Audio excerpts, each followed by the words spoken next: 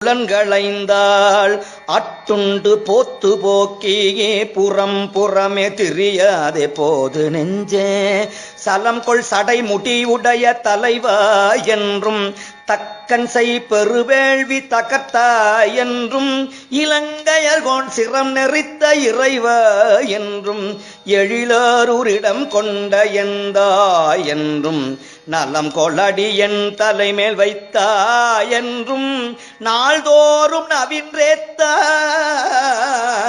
நன்மையாமே நலங்கொளடி என் தலைமேல் வைத்தாய் என்றும் நாள்தோறும் நவின்று எத்தாய் நன்மையாமே. திருச்சிற்றம்பலம். தேவி அள்ளியங்கோதை அம்மை மலரடிகள் போற்றி போற்றி.